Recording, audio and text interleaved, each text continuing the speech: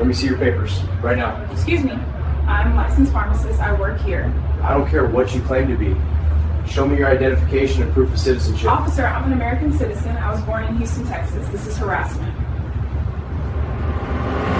Officer Blake Morrison believed he was simply performing his duties. Someone called in anonymously. A suspicious black woman at a pharmacy, potentially stealing someone's identity. In his head, asking for ID was standard procedure, and cooperation was mandatory. He'd confronted countless individuals based solely on their appearance, never questioned, never pushed back against. But walking into Hayes Pharmacy that sunny Wednesday afternoon and demanding documentation from the woman working there turned out to be a disastrous error in judgment. Dr. Vanessa Mitchell, a certified pharmacist with 15 years under her belt, Houston-born and raised, understood exactly what was unfolding. When she declined his illegal request, invoking the Fourth Amendment and her protection from unjustified seizures, Officer Morrison proceeded to make multiple choices that would ultimately cost Phoenix $15.9 million. Before we go further, let me know where you're tuning in from. First-time viewer? Go ahead and smash that subscribe button. These stories deserve to reach more people, and when you support us, you help us shine a light on more of these truths. Morrison had worked for the Phoenix Police Department for 7 years, patrolling the Central City precinct with a track record of forceful street-level enforcement. 5 civilian complaints had named him specifically, each claiming racial profiling and constitutional violations, yet none led to significant disciplinary action. His supervisors commended his aggressive approach to policing, his readiness to initiate stops that might make other officers think twice. In truth, Morrison functioned under the belief that his badge authorized him to demand ID from anyone he considered suspicious, that Fourth Amendment safeguards against unjustified seizures somehow didn't count when he had a gut feeling. He'd stopped countless Black and Latino individuals, demanding documentation, conducting pat-downs, making arrests. Until that Wednesday afternoon, nobody had confronted him about constitutional violations. The call arrived at 2:34 in the afternoon. Anonymous report concerning Hayes Pharmacy, a small independent shop in a multicultural neighborhood. The person on the line alleged a black woman working there might be operating under stolen credentials, possibly undocumented, behaving suspiciously at the counter. No concrete details, no actual evidence, just vague accusations that should have been properly investigated before anyone took action. Morrison didn't bother waiting. He collected his partner, Officer Rachel Brennan, and drove to the pharmacy. Both officers switched on their body cameras when they pulled up outside the storefront at 3:07 in the afternoon. Arizona sunshine beating down mercilessly, casting sharp shadows across the pavement while providing ideal lighting for the recording devices. Hayes Pharmacy occupied space in a modest strip mall, an unpretentious establishment with large windows showcasing health and wellness advertisements. The afternoon heat created wavy distortions rising from the asphalt, the temperature displayed as 104 degrees on the bank sign opposite the street. Inside, air conditioning offered relief. Several shoppers wandering the aisles while 2 people stood waiting at the pharmacy window. Dr. Vanessa Mitchell stood behind the raised counter, her crisp white pharmacist's coat professional and clean, her name badge plainly visible. Dr. Vanessa Mitchell, Pharm. D. She was filling a prescription for an older gentleman, walking him through dosage guidelines with the patience and skill that had built her devoted customer following over 8 years. Morrison's body camera documented his entrance as he shoved through the glass door, a bell chiming gently. Brennan's camera offered a different perspective, recording the interior well-organized shelving, a pharmacy counter toward the rear with distinct drop-off and pick-up stations, health pamphlets arranged on display racks, everything orderly and businesslike. Morrison strode straight toward the pharmacy counter, his hand positioned on his belt, his stance broadcasting authority and hostility. Afternoon sunlight pouring through the windows created perfect visibility, every element captured with crystalline sharpness. "Excuse me," Morrison shouted, his voice echoing through the compact space, cutting Vanessa off mid-explanation. "I need a word with you." He jabbed his finger directly at Vanessa, the gesture recorded on both cameras. Vanessa completed her explanation to the elderly man, keeping her professional bearing despite the disruption. "Enjoy your day, Mr. Patterson. Reach out if anything comes up." She passed him his medication, observed him moving away slowly with his walker, then pivoted to address Morrison. Brennan's camera captured her face, calm, professional, a woman approaching 40 with natural hair secured in a tidy bun, dressed in the white coat that unmistakably marked her as the pharmacist. "How may I assist you, officer?" Morrison advanced toward the counter, his camera documenting his approach, the pharmacy credentials and certifications displayed on the wall beyond Vanessa clearly visible. "I require your identification and paperwork confirming you're legally authorized to work in this nation." The demand lingered in the atmosphere, preserved on both body cameras with absolutely clear audio. Customers throughout the store froze, conversations stopping abruptly. The woman standing at the pickup station stepped backward, shock spreading across her features. Vanessa's expression transformed from professional politeness to bewilderment, then to the dawning awareness of what was actually happening. "I'm sorry? Excuse me?" "Your identification and employment authorization documents," Morrison restated, his tone implying this was ordinary procedure, his voice conveying the expectation that obedience was required. "We received information that someone at this establishment might be operating under fraudulent identity. I need confirmation of your legal standing." Vanessa's hands settled on the counter, her years handling challenging situations in pharmacy work helping her stay composed even as frustration started building. Both cameras documented her deliberate answer, her voice unwavering. "Officer, I'm a licensed pharmacist. I'm employed here. My credentials are displayed on the wall right behind me." She indicated the framed pharmacy license prominently visible in the afternoon sunlight, displaying her name, license number, and the Arizona Board of Pharmacy official seal, alongside her Doctor of Pharmacy degree from Texas Southern University. "That doesn't confirm your immigration standing," Morrison replied dismissively, his camera recording his own hand brushing away her credentials as though they held no value. "I need government-issued identification and citizenship proof or lawful residency documentation immediately."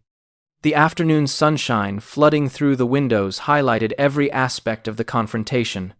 Vanessa's jaw clenched, her voice staying even but developing a steely quality. "Officer, I'm an American citizen. Houston, Texas is my birthplace. I'm not obligated to prove my citizenship without probable cause. What particular crime are you suggesting I've committed?" Morrison's face reddened somewhat, the color shift noticeable on Brennan's side-angle camera, the bright interior illumination revealing every subtlety. "You're not facing accusations of anything at this point. This is standard verification following a complaint we got. If you've got nothing to conceal, presenting your papers shouldn't be problematic." "Papers," Vanessa echoed, the word carrying historical significance that any Black American would recognize. "Officer, this isn't 1950s Alabama. This isn't apartheid-era South Africa. This is America. The Fourth Amendment shields me from unreasonable seizures, which encompasses being detained and compelled to show identification without reasonable suspicion of criminal conduct. Unless you can identify a particular crime you believe I've committed, you lack legal authority to demand my identification or citizenship documentation." Brennan shifted awkwardly behind Morrison, her camera wavering somewhat, capturing her own feet shuffling across the tile.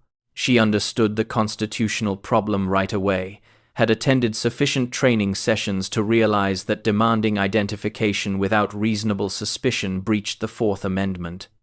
Arizona had established case law on this matter, had endured numerous lawsuits regarding immigration enforcement overstepping. Yet she stayed quiet, reluctant to challenge her partner before civilians, unwilling to question the underlying assumption that Black people were perpetually subject to demands for documentation. Should law enforcement officers have authority to demand identification without reasonable suspicion? Drop your thoughts in the comments. This wasn't simply about one pharmacist. This concerned whether the Fourth Amendment safeguards all Americans equally, or whether appearing a certain way suffices to warrant being treated as suspicious. Morrison leaned against the counter, his camera documenting his own hands gripping the surface. "Ma'am, I'm attempting to be reasonable here. A complaint got filed. I'm obligated to investigate. You can cooperate and display your ID, or we can handle this the difficult way." The difficult way. Vanessa's voice climbed slightly, her professional composure fracturing under the burden of what was transpiring. Officer, what you're executing right now constitutes racial profiling. You entered my workplace and instantly demanded documentation without any probable cause, without any reasonable suspicion, without any legal grounds whatsoever. The sole thing you're basing this on is my skin color. That's not law enforcement, that's harassment. Hayes's CCTV infrastructure captured the complete confrontation from various angles positioned throughout the establishment. 3 cameras monitored different zones, one at the entrance documenting Morrison and Brennan's arrival, one behind the register providing a broad view of the sales area and pharmacy counter, and one mounted above the pharmacy workspace recording the space behind the counter. The digital recording apparatus, installed following a robbery 2 years earlier, preserved high-definition footage with audio, time-stamped and date-stamped on each frame. Morrison's camera captured him noticing the conspicuous security cameras, his head tilting upward toward the ceiling-mounted equipment. "Ma'am, I'm going to require your cooperation," he stated, his tone growing more forceful. "They're capturing everything," Vanessa declared firmly, gesturing toward the security cameras. "Just like your body cameras are. This complete interaction is being documented. My workplace surveillance infrastructure captures both audio and video, and what it's recording is you disrupting my business based on nothing except an anonymous complaint and your personal prejudices." Morrison straightened, becoming more confrontational, his shadow stretching across the counter in the brilliant afternoon light. "Final warning. Display your identification and citizenship proof or you're facing detention." "Detained for what?" Vanessa challenged, her hands now clutching the counter edge. "What crime have I supposedly committed? What reasonable suspicion exists?" "You cannot detain someone without reasonable suspicion. That's fundamental Fourth Amendment law, officer. Or did they bypass that lesson at the academy?" Morrison's face turned crimson, the flush documented clearly on Brennan's camera. He'd encountered resistance previously, but never like this. Never from someone who grasped the law better than he did. Never from someone who refused intimidation. "You're obstructing an investigation," he announced, his voice escalating. "Obstructing what investigation?" Vanessa fired back. "There's no investigation happening. There's an anonymous complaint, lacking specifics, which doesn't establish probable cause or reasonable suspicion of anything. What you're executing is termed a pretextual stop, and it's unconstitutional when founded exclusively on race, which is precisely what this represents." Morrison moved toward the gate accessing the pharmacy counter area, his objective obvious. Both body cameras and Hayes's overhead CCTV documented the movement from various perspectives. "I'm entering back there. If you refuse to cooperate, I'll confirm your identity personally." "You absolutely will not," Vanessa stated, positioning herself to obstruct the gate. "This is a controlled area. Only certified pharmacy staff are permitted back here. You possess no warrant, no emergency circumstances, no permission. You're breaking multiple laws right now, and I'm instructing you to cease." Morrison reached for the gate latch, and Vanessa positioned her hand on it from the opposite side, securing it closed. "Officer, I'm not resisting. I'm not obstructing. I'm exercising my Fourth Amendment protection from unreasonable searches and seizures. You need to depart, or you need to summon a supervisor who comprehends constitutional law." "That's it," Morrison declared, extracting his handcuffs. "You're being arrested." "For what?" Vanessa's voice was elevated now, distinct, preserved flawlessly on both body cameras and the pharmacy surveillance system. "For exercising my constitutional rights? For being black in my own workplace? For declining an unlawful directive?" Morrison forced the gate open, applying his weight against Vanessa's resistance, and Brennan's camera documented Vanessa stumbling backward, her hands rising defensively. The CCTV camera positioned above the pharmacy counter recorded the complete sequence from overhead, displaying Morrison's forceful entry and Vanessa's defensive stance. "You're being arrested for obstruction and refusing to provide identification," Morrison stated, seizing Vanessa's arm roughly. "This is illegal," Vanessa protested, attempting to withdraw, her voice trembling with a combination of fear and rage. "I'm a United States citizen. Houston, Texas is where I was born. My parents were born in Texas. My grandparents were born in Texas. You have no authority to do this." Morrison spun her around, yanking her arms behind her back, his body camera recording his own viewpoint as he locked handcuffs around her wrists. The metallic snap resonated on both audio recordings, captured with absolute clarity. The CCTV footage displayed customers throughout the establishment frozen in disbelief, observing the arrest develop. One customer near the entrance stood, with her hand covering her mouth. Another retreated toward the door. "Officer Brennan, examine her purse for identification," Morrison commanded, his camera recording Vanessa's purse positioned on a shelf behind the pharmacy counter. Brennan paused, her camera documenting her own hesitation, her feet remaining stationary. "We lack consent or a warrant," she murmured quietly. "She's under arrest. We possess the authority to search her possessions incident to arrest," Morrison responded, his voice rigid. Brennan's camera documented her moving slowly behind the counter, retrieving Vanessa's purse with clear reluctance, opening it. Her camera captured the items inside: a wallet, vehicle keys, a stethoscope, prescription pads, lip balm, nothing suspicious, nothing unlawful. She opened the wallet and her camera captured a Texas driver's license with Vanessa's photograph clearly displaying Vanessa Lynn Mitchell, Houston, Texas, date of birth March 15, 1986. A U.S. passport card displaying identical information with the gold eagle emblem of the United States. A social security card. A DEA registration card displaying her authorization to prescribe controlled medications. Credit cards, insurance cards, everything you'd anticipate from a legitimate professional. "She's got a Texas driver's license and passport card," Brennan announced quietly, her voice preserved on both cameras. "She's American, born in Houston, exactly like she stated." Morrison's grip on Vanessa's arm intensified, visible on his own body camera as he glanced down at his hands.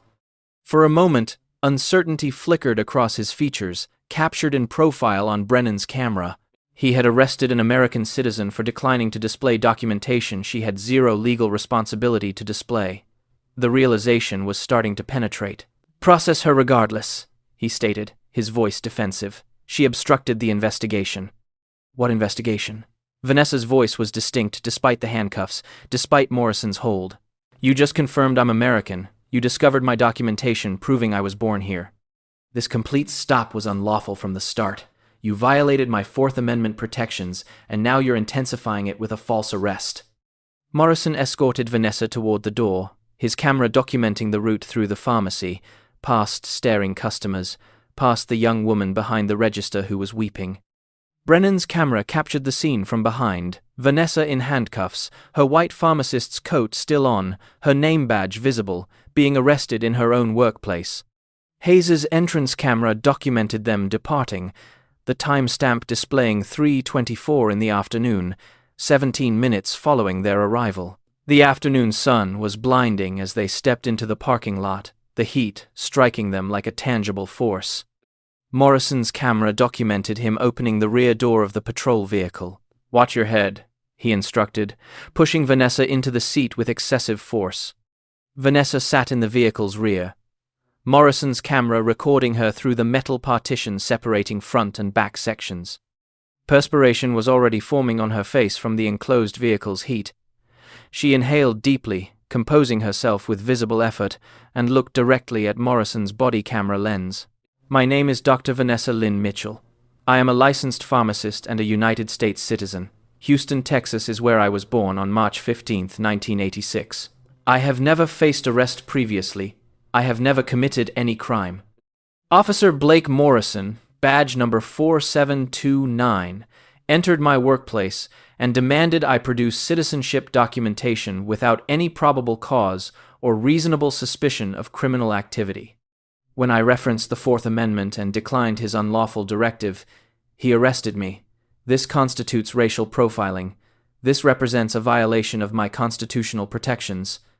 This illustrates what occurs when Black Americans are treated as suspicious simply for existing in their own nation. The statement was preserved in absolute clarity on Morrison's body camera.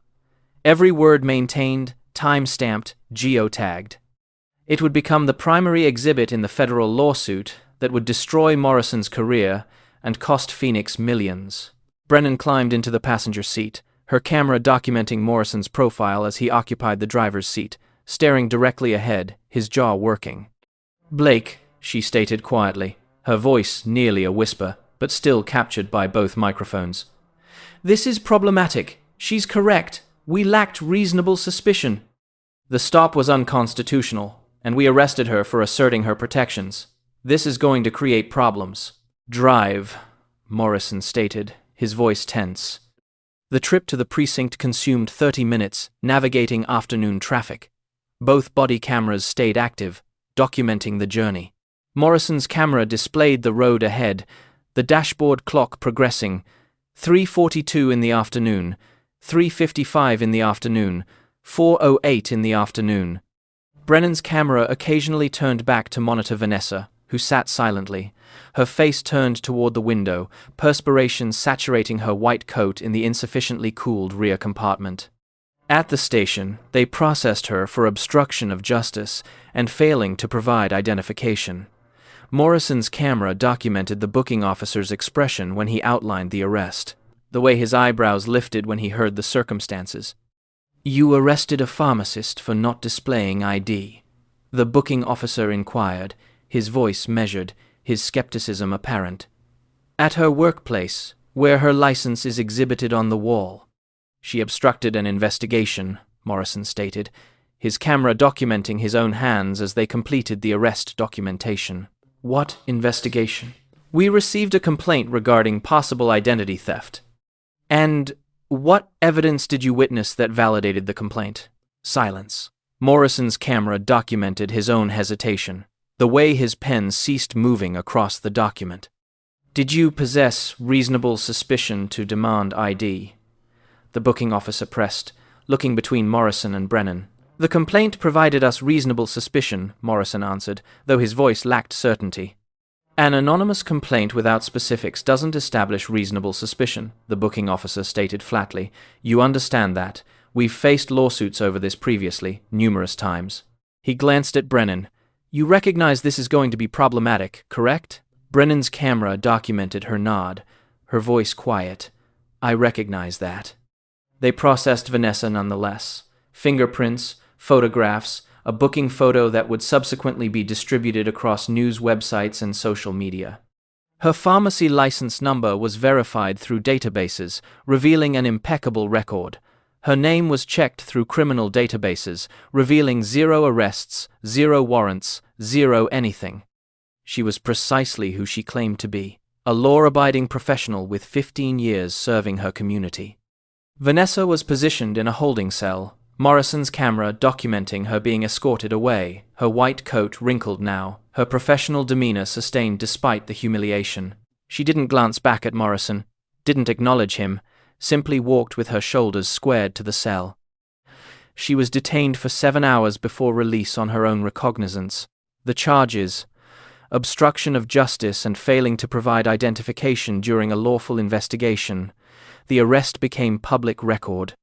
Her booking photograph entered into the system, her professional reputation potentially compromised by association with criminal charges. But Dr. Vanessa Mitchell hadn't invested 15 years establishing her career to be intimidated by an illegal arrest. 5 days following her release, she entered the offices of the American Civil Liberties Union of Arizona. The attorney who received her, a man named David Ramos with 20 years of experience in civil rights litigation, listened to her account with mounting anger. When Vanessa concluded, Ramos leaned forward, his elbows on his desk, the afternoon sun creating geometric patterns through the blinds. "Do you understand what the Fourth Amendment protects?" he asked. Vanessa nodded. "It protects against unreasonable searches and seizures. Being stopped and compelled to display ID constitutes a seizure under Fourth Amendment jurisprudence. It requires at minimum reasonable suspicion of criminal activity. An anonymous complaint without specific articulable facts doesn't establish reasonable suspicion. What Officer Morrison executed was textbook unconstitutional." "Precisely," Ramos stated, already recording notes. "And when you exercised your rights, he arrested you for it. That's retaliation. That's deprivation of rights under color of law. And considering this occurred because you're black, this also concerns racial discrimination and selective enforcement." Ramos requested the body camera footage under Arizona's public records law. He also immediately contacted Hayes Pharmacy and secured a copy of the complete CCTV footage from their surveillance system. When everything arrived 3 weeks later, he watched every second. Both officers' complete body camera recordings from arrival at the pharmacy through the booking procedure, plus all 3 perspectives from the security cameras. The footage was devastating to the city's defense. The CCTV infrastructure provided perspectives the body cameras couldn't capture, wide angles displaying the entire store configuration, overhead views of Morrison's forceful entry into the restricted pharmacy space, clear footage of customer reactions throughout the establishment, and unobstructed audio from ceiling-mounted microphones that preserved every word of the confrontation. The combined footage displayed Vanessa calmly and precisely referencing the Fourth Amendment, clarifying why Morrison's demand was unlawful, offering to have him communicate with her supervisor or the pharmacy owner if he had legitimate concerns. It displayed Morrison's forceful escalation, his racial profiling, his unlawful entry into the restricted pharmacy space, his retaliatory arrest. It displayed Brennan's obvious reluctance and her quiet acknowledgement that they lacked reasonable suspicion. The CCTV footage captured elements the body cameras overlooked, Morrison glancing upward at the security cameras but continuing regardless, customers throughout the establishment witnessing the complete confrontation, the overhead view clearly displaying Vanessa never physically resisted or obstructed, and it displayed Vanessa's powerful statement in the patrol vehicle's rear, her clear articulation of precisely what had been executed against her and why. The criminal charges against Vanessa were dismissed within 6 weeks. The prosecutor, after examining both the body camera footage and Hayes's CCTV recordings and consulting with her office's Civil Rights Division, declined pursuing the case. In her dismissal memo, she wrote, "The defendant correctly and repeatedly referenced her Fourth Amendment protections. The investigating officer possessed no reasonable suspicion to demand identification, and the defendant had zero legal obligation to provide it. The defendant's refusal was lawful." Multiple camera perspectives from both police body cameras and the business surveillance system confirmed the defendant never physically resisted or obstructed the officers. The subsequent arrest appears retaliatory in nature and potentially motivated by racial bias. All charges are dismissed, and this office recommends the matter be referred to Internal Affairs for investigation of the arresting officer. But dismissal wasn't sufficient. Not even close. Ramos filed a federal civil rights lawsuit in the United States District Court for the District of Arizona, Dr. Vanessa Mitchell versus City of Phoenix, Officer Blake Morrison, and Officer Rachel Brennan.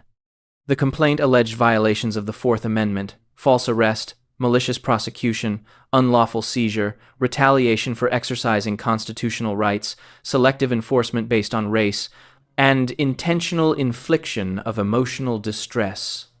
The city's initial response was insulting. They offered $25,000 to settle, barely sufficient to cover Vanessa's attorney fees, much less compensate her for the violation and humiliation. Ramos refused instantly. "This case is proceeding to trial," he informed Vanessa during a strategy meeting in his office. "We possess everything we require, body camera footage displaying the complete encounter. The pharmacy surveillance system footage providing multiple additional perspectives. Your clear understanding of the law and assertion of your protections. Morrison's acknowledgement that you were American after he arrested you. This concerns establishing that being black in America doesn't mean you surrender your Fourth Amendment protections, that police cannot demand documentation from individuals based on skin color, that there are genuine consequences for constitutional violations." The case proceeded to trial 21 months following Vanessa's arrest. The courtroom was filled every single day with civil liberties advocates, members of Phoenix's black community, pharmacy professionals who viewed this as an assault on their entire profession, and national media who recognized this as a defining case regarding racial profiling and constitutional protections. The body camera footage was presented on the trial's opening day, followed immediately by Hayes's CCTV recordings, establishing the tone for everything that followed. The jury, 12 Arizonans of diverse backgrounds, observed multiple camera perspectives simultaneously on split screens. They observed Morrison walk into the pharmacy and immediately demand documentation from Vanessa without any introduction or explanation. They observed Vanessa's professional response, her citation of the Fourth Amendment, her clear explanation of why his demand was unlawful. They observed Morrison's escalation, his physical entry into the restricted space, his forceful arrest. The CCTV footage provided overhead views that made Morrison's aggression even more evident, displayed Vanessa's defensive posture, clearly captured the shock and fear on customers' faces throughout the establishment. They observed Brennan's hesitation and her discovery of Vanessa's American citizenship documents. They observed Vanessa's statement in the patrol vehicle, her dignity maintained even in handcuffs. When the footage concluded, you could have heard a pin drop in the courtroom. 3 jurors were visibly weeping. The others appeared angry, betrayed, shocked that this could occur in their city. Vanessa testified for 5 hours across 2 days. She explained her background, her education at Texas Southern University, her 15 years as a pharmacist, her service to the Phoenix community. She described the humiliation of being arrested at work before her customers and colleagues for asserting rights that every American supposedly possesses.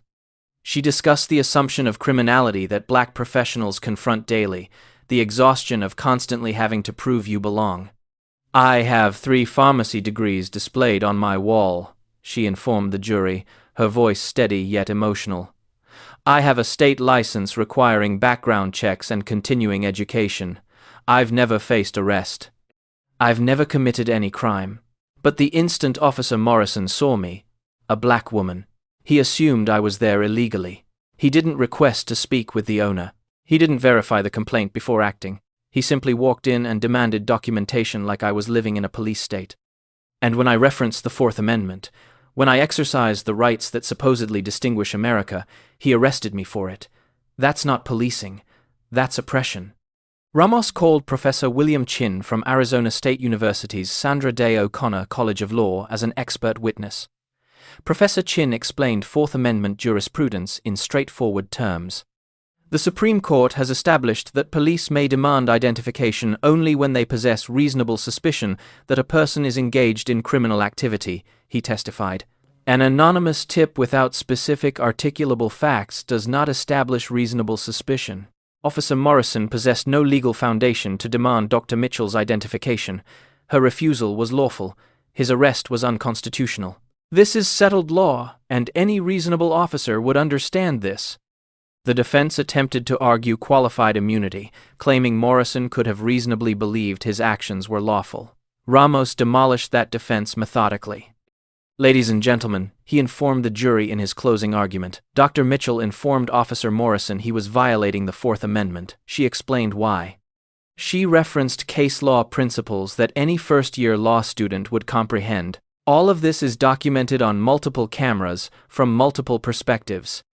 And he arrested her regardless, not because he believed he was correct, but because he was angry that a Black woman dared to tell him no. That's not a reasonable mistake. That's willful ignorance of constitutional protections. That's precisely what qualified immunity doesn't shield. The jury deliberated for 3 days. The wait was agonizing. Vanessa spent it praying, surrounded by family who had traveled from Texas, by colleagues from the pharmacy community, by activists who viewed her case as a test of whether the Fourth Amendment meant anything for Black Americans. When the verdict returned, the courtroom filled within minutes. The jury foreman, a retired schoolteacher, stood to read, "Guilty on all counts." The room erupted. Vanessa collapsed into Ramos's arms, sobbing with relief and vindication. The damages phase lasted 2 weeks. The jury heard about Vanessa's panic attacks, her fear of police, her inability to work for months following the arrest. They heard from customers who stopped visiting Hayes Pharmacy because they were afraid of being associated with someone arrested. They heard from the pharmacy owner about the business lost, the reputation damaged, about the cost of providing the security footage that proved Vanessa's innocence. They heard from a psychiatrist about the particular trauma that Black professionals experience when their credentials mean nothing in the face of racial bias. They heard from an economist who calculated Vanessa's lost wages, the damage to her career trajectory, the cost of therapy, and legal defense. When the jury announced the damages, the courtroom exploded with cheers and tears. $8.4 million in compensatory damages for lost wages, emotional distress, reputational harm, and violation of constitutional protections. $7.5 million in punitive damages calculated specifically to punish the city for allowing officers like Morrison to operate without training, oversight, or accountability. Total: $15.9 million. The largest civil rights verdict in Arizona history. Morrison was terminated within hours. Brennan received a 2-month suspension and was reassigned to desk duty permanently. The Phoenix Police Department, under pressure from the Department of Justice, announced sweeping reforms: mandatory Fourth Amendment training with emphasis on reasonable suspicion standards, new policies prohibiting demands for identification without articulable reasonable suspicion, body camera review protocols for all arrests involving constitutional challenges, and an independent monitor to review allegations of racial profiling. Vanessa used portion of her settlement to establish the Fourth Amendment Defense Fund, providing free legal representation to others subjected to unlawful demands for identification. She became a national voice on racial profiling, testifying before Congress, speaking at law schools, sharing her story with anyone who would listen. The combined body camera and CCTV footage became required viewing in police academies across the country, a stark lesson in what happens when officers let racial bias override constitutional law. The case also sparked conversations about the importance of business security systems in documenting police interactions and protecting civil rights. And in Phoenix, Dr. Vanessa Mitchell's case became a landmark proof that the Fourth Amendment means something, that racial profiling has consequences, and that sometimes the most important thing you can say to power is simply no. If you believe that all Americans deserve Fourth Amendment protection regardless of race, that demanding documentation without cause is unconstitutional, and that standing up for your rights should be celebrated, not punished, hit that subscribe button and turn on notifications. Tomorrow we've got another story of courage triumphing over injustice. Because the truth recorded on body cameras and security systems and vindicated in court reminds us that we the people grant power to government, not the other way around.